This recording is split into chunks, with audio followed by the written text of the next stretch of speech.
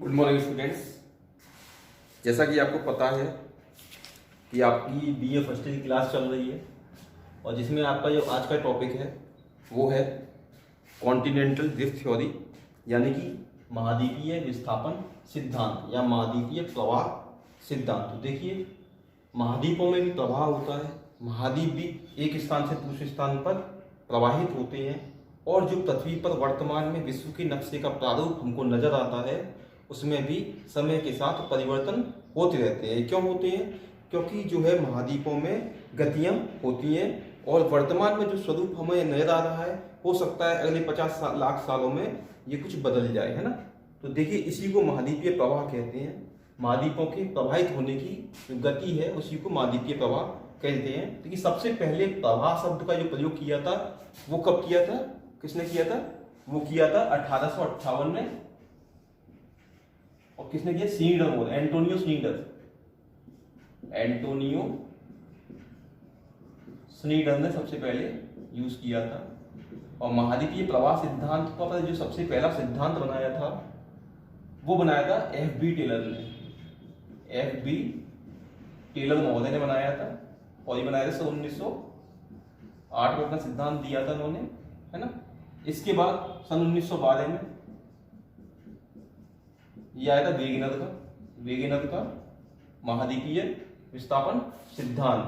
तो हमारे कोर्स में है वेगेनर का महाद्वीपीय विस्थापन सिद्धांत, जिसे हम इंग्लिश में कहते हैं कॉन्टिनेंटल माने की महाद्वीप, ड्रिफ्ट माने की प्रवाह, थ्योरी माने सिद्धांत और वेगेनर माने वेगेनर का, यानी वेगेनर का महाद्वीपीय विस्थापन सिद्धांत कॉन्टिनेंटल ड्रिफ्ट थ्योरी, है ना। तो देखिए, जो अल्फ्रेड वेगेनर थे वो एक प्रसिद्ध जर्मनी के जलवायु शास्त्री थे और भूगोल शास्त्र थे, है ना। देखिए, वेगेनर ने अपने सिद्धांत का जो प्रतिपादन था वो 1912 में किया था, परंतु आपको पता है कि 1914 से लेकर के 1919 तक जो है प्रथम विश्व युद्ध चला था, जिसका कारण जो है इनके सिद्धांत को इतनी मान्यता नहीं मिल पाई थी, इनके सिद्धांत इतना प्रसिद्ध नहीं हो पाया था। परंतु बाद के वर्षों में लोगों का जब ध्यान इनके सिद्धांत पर गया तो ये अपने आप में ये सिद्धांत काफी छा गया और लगभग 50 से 60 वर्षों तक इस सिद्धांत का नशा जो है छाया रहा और 50 से 60 वर्षों के दौरान इस सिद्धांत ने काफी ज्यादा जो है अपनी ख्याति अर्जित की। तो देखिए, वेगेनर महोदय ने ये इस महाद्वीपीय प्रवाह सिद्धांत का प्रतिपादन सन 1912 में किया था और उन्होंने महाद्वीपीय प्रभाव को क्यों दिया, है ना। देखिए, पृथ्वी पर आपको मालूम समय समय पर जलवायु परिवर्तन होते रहते हैं। जलवायु के साथ क्या है, जलवायु भी चेंज होती रहती है ना। जैसे आज मान लीजिए कि आज कहीं पर मान लीजिए कहीं गर्म जलवायु कहीं ठंडी जलवायु है ना। अतीत में वहां पर कुछ और जलवायु रही थी, है ना। जैसे अतीत में भारत में जो है क्या है वो हिमानीकरण के प्रभाव देखने को मिलते हैं, है ना। तो कई सारी ऐसी विशेषताएं हैं जो हम दिखाई तो नहीं देती हैं, परंतु वैज्ञानिक इसको क्या है खोजते हैं, क्योंकि ये जो परिवर्तन है पृथ्वी पर जलवायु के परिवर्तन वगैरह ये सब, है ना, तो इसको होने में लाखों साल लगती हैं। तो लाखों सालों के ये परिवर्तन होते हैं तो वैज्ञानिक इसका क्रमबद्ध रूप से अध्ययन करते हैं और उसके आधार पर जो है वो पृथ्वी पर विभिन्न प्रकार की जो परिवर्तन हुए हैं उनके बारे में अध्ययन करते हैं। तो देखिए, ऐसे ही थे वेगेनर महोदय। इन्होंने क्या किया, इन्होंने देखा कि कहीं पर तो ये जो वनस्पति है, मान लीजिए कोई चीज है जो यहाँ पाई जा रही है अफ्रीका में, वो अमेरिका में कैसे पाई जा रही है, दक्षिण अमेरिका में, है ना। तो उन्होंने अनुमान लगाया कि या तो जलवायु या तो स्थल भाग एक जगह पर स्थित रहे हो, या तो सभी स्थल भाग एक जगह पर स्थित रहे हो और जलवायु कटिबंधों का क्रम से स्थलांतरण हुआ, यानी जलवायु कटिबंधन में परिवर्तन आता रहा हो। जैसे जलवायु कटिबंध क्या होती है, 0 से 30 डिग्री तक अक्षांशों में क्या होती है, गर्म जलवायु होती है, 30 से 60 डिग्री जो ठंडी हो जाती है और ऊपर चले जाते हैं 60 से 90 के बीच में तो और अति शीत जो है कंडीशंस पाई जाती हैं, अति शीत दशाएं जो पृथ्वी पर पाई जाती है ना। तो या तो जलवायु कटिबंध स्थल भाग स्थित रहे होंगे, है ना, और जलवायु कटिबंधों का स्थानांतरण हुआ होगा, जिसके कारण कभी क्या हुआ कि उष्ण कभी आई होगी जलवायु, कभी शीत आई होगी, है ना, ऐसे उसके बाद उष्ण आर्द्र जलवायु आई होगी ना। तो परंतु ऐसे कोई प्रत्यक्ष प्रमाण नहीं मिलते हैं ना। तो उन्होंने क्या माना, यदि जलवायु, दूसरा पॉइंट उन्होंने क्या माना वेगेनर महोदय ने कि यदि जलवायु कटिबंध स्थिर रहे होंगे तो हो सकता है कि स्थलों का स्थानांतरण अवश्य हुआ हुआ, है ना। तो वेगेनर ने क्या किया, स्थलों के स्थायित्व को पूर्णतः अस्वीकार कर दिया। उन्होंने कह दिया कि नहीं भाई, स्थल एक जगह स्थिर नहीं रह सकते और इनमें समय के साथ परिवर्तन होते रहते हैं, क्योंकि ये भी गति करते रहते हैं। तो उन्होंने सबसे महत्वपूर्ण जो है दूसरे वाले पॉइंट को माना कि यदि स्थल भाग जो है वो गतिशील रहे होंगे, इन्होंने ऐसा माना। तो देखिए अब इन्होंने सिद्धांत को बनाया तो इसके पक्ष में कुछ प्रमाण रखे हैं कि कैसे जो है स्थल जो गतिशील रहे होंगे, तो उन्होंने कई सारे प्रमाण दिए। देखिए आपको पता होगा सबसे पहले जो पृथ्वी थी हमारी, है ना, उस पर जो है एक ही क्या कहते हैं महाद्वीप था जिसका नाम था पेंजिया। पेंजिया था, और इसके चारों ओर जो महासागर था उसका नाम था पेंथालासा, है ना, पेंथालासा। कार्बनिक पृष्ठ युग में यानी कि आज से 18 करोड़ 18.5 यानी 18.5 करोड़ साल पहले, 18.5 करोड़ साल पहले क्या हुआ, इस पेंजिया में विखंडन आरंभ हो गया, है ना। पेंजिया में क्या हो गया, विखंडन आरंभ हो गया। विखंडन के फलस्वरूप क्या हुआ, इसके दो भाग हुए। उत्तरी भाग कहलाता है इसका लॉरेंसिया, और दक्षिणी भाग को क्या कहा जाता है, गोंडवाना लैंड, है ना। आपने पिछली कक्षाओं में 12th में पढ़ा होगा। दक्षिणी भाग था वो गोंडवाना लैंड, और उत्तरी भाग था वो लॉरेंसिया कहलाया गया। और जब बीच में से जब अलग हो रहा था तो उस समय क्या बीच में एक सागर बन गया जिसका नाम था टेथिस सागर, टेथिस सागर, है ना। देखिए टेथिस सागर की जगह पर ही आज जो वर्तमान में हिमालय पर्वत श्रृंखला खड़ी हुई है, और उसके पश्चिम में जो भूमध्य सागर जो अफ्रीका और यूरोप के बीच में मिलता है, भूमध्य सागर कहते हैं जिसको, मेडिटेरेनियन सी कहते हैं उसको। तो वो मेडिटेरेनियन सी जो है इसी टेथिस सागर का अवशिष्ट भाग है जो बचा रह गया है, और बाकी के आधे टेथिस सागर पर किसका श्रृंखला का निर्माण हो गया है, हिमालय पर्वत श्रृंखला का निर्माण वर्तमान में हो गया है। तो देखिए इसमें ये कंडीशन थी। इसके बाद क्या हुआ, लगभग 13.5 करोड़ साल पहले गोंडवाना काल में, है ना,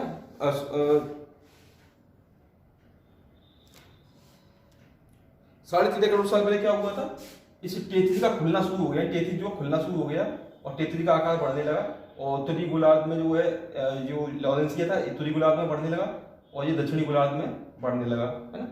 तो देखिए इन सब का स्थानांतरण जो है वो भूमध्य रेखा के उत्तर में और पश्चिम की तरफ हुआ था। बीच में से तो टूट ही रहा था ये पेंजिया, है ना, और इसके अलावा इसका जो स्थानांतरण था उत्तर में और पश्चिम की तरफ कुछ हो रहा था, है ना। तो देखिए 13.5 करोड़ साल पहले जो है इसके बाद कार्बनिक फ्लश के बाद जो है इसमें कई सारी चीजें और भी आई, है ना, बता रहा हूँ इस सेकंड।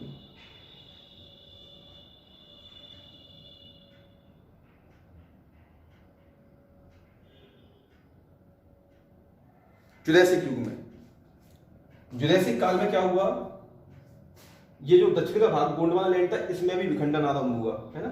और विखंडन होने के बाद इस गोंडवाना लैंड से कुछ 3 महाद्वीप बने, 2-3 महाद्वीप, एक दक्षिण अमेरिका बना, दूसरा अफ्रीका बना, ऑस्ट्रेलिया बना, भारत बना, है ना। तो इस तरह से ये अलग होते चले गए। उत्तर में क्या है, जो लॉरेंसिया था उससे एशिया, यूरोप और उत्तरी अमेरिका जैसे महाद्वीप बने। देखिए इसका विखंडन हुआ, और इस तरह से ये विखंडन के पश्चात जो है उन्होंने बताया है कि ऐसे ऐसे जो है विखंडन हुआ, क्योंकि इन महाद्वीपों में गति हुई, गति के फलस्वरूप इनका विखंडन हुआ, विखंडन के फलस्वरूप जो है इसमें कई प्रकार के महाद्वीप जो अस्तित्व में आए। अब सिद्धांत के पक्ष में उन्होंने क्या प्रमाण दिए, प्रमाण क्या दिए, है ना। तो देखिए सिद्धांत के पक्ष में जो विज्ञान महोदय ने कई सारे प्रमाण दिए। क्या प्रमाण दिए, उन्होंने कहा है कि देखिए जो अफ्रीका महाद्वीप है और दक्षिण अमेरिका महाद्वीप है, इनकी आकृति इस प्रकार है कि अगर इनको पास आकर के मिला दिया जाए एक दूसरे, तो एक दूसरे में फिट बैठ जाती है। जो गिनी का तट है, जो अफ्रीका का पश्चिम में गिनी तट कहते हैं इसको, ये वाला तट है जो उत्तरी अमेरिका के ब्राजील के पूर्वी तट से साम्यता रखता है, एक दूसरे में आपस में खांचे की तरह, जैसे जिक्सॉ फिट होता है ना, जिक्सा जो पजल होती है, गेम होता है, उसमें क्या जो जुड़ के टुकड़ों को क्या आकृति बना देते हैं, तो ऐसी जिक्सॉ फिट की तरह इसको आपस में फिट किया जा सकता है। और इस फिट करने के बाद जो है ये काफी साम्यता रखता है। तो इससे स्पष्ट होता है कि ये पहले इसी से जुड़ा हुआ था, क्योंकि तो खांच जो बनी हुई है इसमें वो इसकी आकृति को बिल्कुल सुयोग्य रूप से बताती है ना। तो इस तरह से जो सारे महाद्वीप जो है जुड़े हुए थे, दक्षिण अमेरिका अफ्रीका से, और उत्तरी अमेरिका जो है यूरोप से जुड़ा हुआ था, है ना। तो ये उन्होंने एक प्रमाण बताया जिग्सॉ फिट का, है ना। दूसरा क्या प्रमाण था उन्होंने, जो कैलिडोनियन और हर्सिनियन क्रम में जो पर्वतीकरण हुआ था, कैलिडोनियन और हर्सिनियन क्रम दो पृथ्वी पर पर्वतीकरण के युग हुए थे जिनमें पर्वतों का निर्माण हुआ था।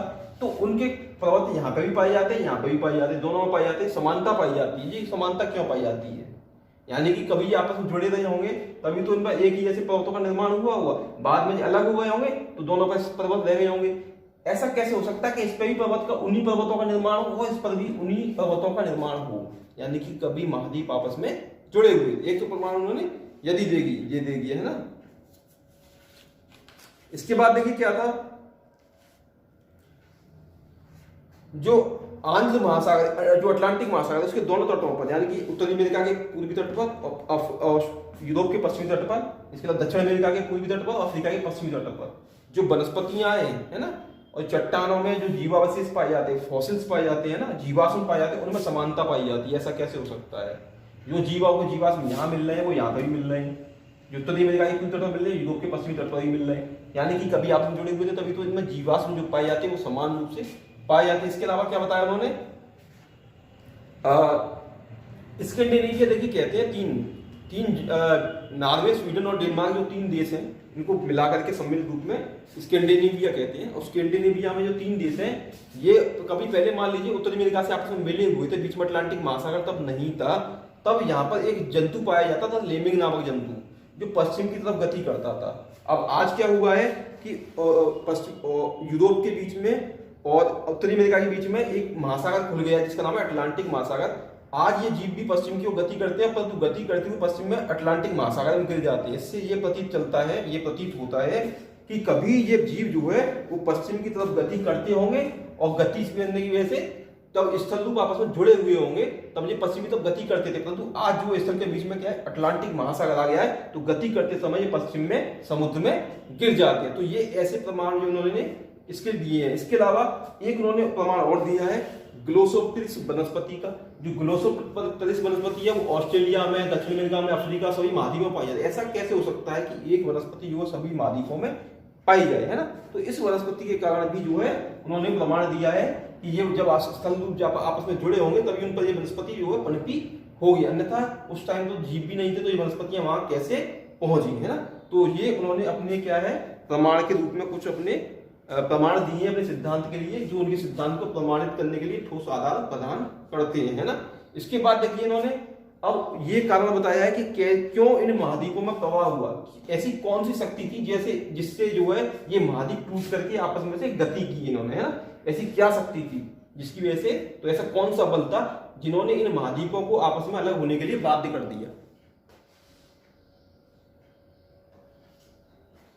है ना। देखिए इसके अलावा तो उन्होंने 2 बल बताए हैं। एक तो उन्होंने बताया है आपका प्लवनशीलता का बल, गुरुत्व बल, तथा प्लवनशीलता का बल। गुरुत्व बल तो आपको पता ही है, पृथ्वी प्रत्येक वस्तु को अपनी ओर खींचती है। तो देखिए फिर क्या हुआ, तो ये यानी कि सियाल जो है वो सीमा पर बिना किसी रुकावट के तैर रहा है। उसी वजह से जो सियाल पर जो निर्मित जो आपके धरातल है, यानी कि जो महाद्वीप है, ये भी सीमा के ऊपर तैर रहे हैं, यानी कि क्या आपस में गति होती रहती है। जिन्होंने पक्ष में प्रमाण दिया। और दूसरा उन्होंने इस गति के लिए क्या प्रमाण दिया, उन्होंने चंद्रमा और सूर्य की आकर्षण शक्ति को, है ना, उसको क्या है, उसको उन्होंने महाद्वीपों की गति के लिए प्रमाणित बताया कि सूर्य और चंद्रमा की आकर्षण शक्ति से क्या होता है, एक बल लगता है, उस बल के कारण महाद्वीपों में गति होती है। तो उन्होंने ये 2 कारण बताए हैं अपने सिद्धांत को पुष्ट करने के लिए, है ना। अब देखिए वैसे महाद्वीपों का वास्तविक प्रवाह किस साइड में हुआ था, उत्तरी तरफ और पश्चिमी तरफ, यानी भूमध्य रेखा के उत्तर में और कुछ पश्चिमी तरफ हुआ था। देखिए जो भूमध्य रेखा के उत्तर में लॉरेंसिया का हुआ था, तो उससे एशिया बना, यूरोप बना, और जो उत्तरी अमेरिका था वो पश्चिमी तरफ गति करते हुए पश्चिम में गया। और उत्तरी अमेरिका के पश्चिम में देखिए रॉकी माउंटेन्स मिलते हैं, रॉकी पर्वत मिलते हैं। रॉकी पर्वत श्रृंखला है काफी लंबी, जो उत्तरी अमेरिका के पश्चिम में फैली हुई है, उत्तर से लेकर दक्षिण तक, है ना।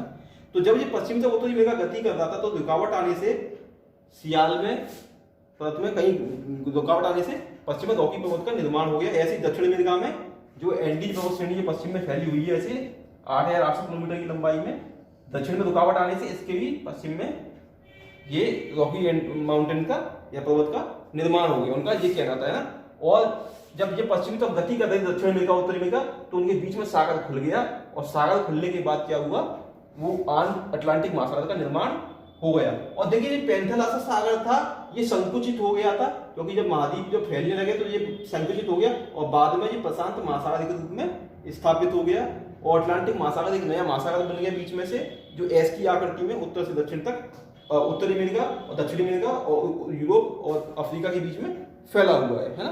तो ये सारी चीजें मैं आपके सामने बोलता जा रहा हूँ, आप इसको स्पष्ट रूप से समझते जाएं, क्योंकि ये थोड़ी तथ्य थोड़े आपके समझ में थोड़ा देर से आए, परंतु मैं जो बोलता जा रहा हूँ उसको आप समझते जाएं, ठीक है। तो देखिए, तो इसके बाद उन्होंने तो ये उनका सिद्धांत है जिसको माना जाता है वेगनर का महाद्वीपीय विस्थापन सिद्धांत, जिसके अनुसार उन्होंने अपनी व्याख्या सिद्धांत की है ना। तो उन्होंने बताया कि ऐसे ऐसे जो बलित पर्वतों का निर्माण हुआ है ना, और उत्तरी अमेरिका के पश्चिमी तट पर क्या हुआ, रॉकी पर्वतों का निर्माण हुआ, दक्षिण अमेरिका के पश्चिम में एंडीज पर्वत श्रृंखला का निर्माण हुआ। तो ऐसे पर्वतीकरण जो है यहाँ पर पर्वत बने, जो बलित पर्वत हैं ये बने तृतीय कल्प में, टर्सरी युग में, है ना।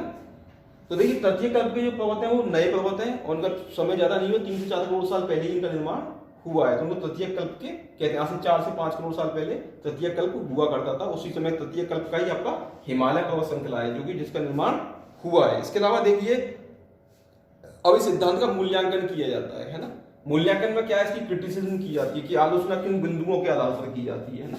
तो आलोचना उन्हीं बिंदुओं के आधार पर की जाती है जो बिंदु वेगनर ने सुझाए हैं। जैसे सबसे पहला क्या है, इन्होंने वेगनर ने जो बताया है महाद्वीपों के प्रवाह के लिए जो बल बताया है उसे चंद्रमा और सूर्य की ज्वालीय बल के द्वारा बताया कि जो सूर्य और चंद्रमा की आकर्षण शक्ति है, ज्वालीय बल लगता है, उससे क्या है इन महाद्वीपों में प्रवाह हुआ है ना। जबकि वर्तमान में जबकि ऐसा संभव नहीं है। वर्तमान प्रयोगों के आधार पर यह पता चला है कि सूर्य और चंद्रमा का बल जो इतना ताकतवर नहीं है कि इन महाद्वीपों में गति उत्पन्न कर दे और एक दूसरे से दूर चले जाए, टूट जाए ना। तो ऐसा नहीं हो सकता है ना। और सूर्य और चंद्रमा इस महाद्वीपों को तभी तोड़ सकते हैं जब जो उनका वर्तमान जो आकर्षण शक्ति है सूर्य और चंद्रमा की सम्मिलित उससे 90 अरब गुना ज्यादा ताकत हो, तभी इन महाद्वीपों को तोड़ा जा सकता है, विखंडित किया जा सकता है, इनको प्रवाह किया जा सकता है ना। तो ऐसा संभव नहीं है। तो यहाँ पर जो है वेगनर जो है अपने सिद्धांत को बताने में सक्षम नहीं रह पाए है ना। यहाँ पर उनका सिद्धांत में जो है कमियां उजागर होने लगी। दूसरी बात, वेगनर ने कहा था कि सियाल जो है सीमा पर बिना किसी रुकावट के तैर रहा है। तो इसी वजह से जो महाद्वीप है जो सियाल परत के बने हैं वो सीमा पर यानी नीचे वाली परत पर बिना किसी रुकावट के तैर रहे हैं। जब बिना किसी रुकावट के तैर रहे हैं तो इसमें उत्तरी अमेरिका और दक्षिण अमेरिका में जो है पर्वत बने हैं, जो एंडीज पर्वत बना है और रॉकी पर्वत बने हैं, जब ये बिना रुकावट के तैरे तो इसमें क्या कारण था कि इनमें रुकावट आई और जिसकी वजह से इन पर्वतों का निर्माण हुआ। जबकि वेगनर के अनुसार तो ऐसी कोई रुकावट आने ही नहीं चाहिए थी, बिना किसी रुकावट के तैर रही है ना ये तो सियाल। तो कैसे इन महाद्वीपों पर जो है पर्वतों का निर्माण हुआ। तो यहाँ पर भी सिद्धांतहीन हो जाता है इनका सिद्धांत, तो उसमें कमियां उजागर हो जाती हैं। दूसरी बात, तीसरी बात यह है कि वेगनर ने बताया है कि जो उत्तरी अमेरिका के पूर्वी तट को और अफ्रीका और यूरोप के पश्चिमी तट को और दक्षिण अमेरिका के पूर्वी तट को अफ्रीका के पश्चिमी तट को आपस में सामान्य रूप से मिलाया जा सकता है, खांच से फिट किया जा सकता है। जबकि वास्तविकता में ऐसा नहीं है, उनमें काफी कुछ असमानता भी है ना। इस आधार पर उनको एक दूसरे से नहीं मिलाया जा सकता है ना। तो यहाँ पर उनका सिद्धांत जो पुष्ट नहीं रहता है ना। तो ये सब इन्होंने महाद्वीपों के वर्णन के बारे में वेगनर ने बताया। तो ये मैं आपको पीडीएफ में दे दूंगा। अगर आपको मेरा सिद्धांत समझ में नहीं आया है तो उसको बाद में हम समझा देंगे और डिटेल में, ठीक है। ओके, धन्यवाद।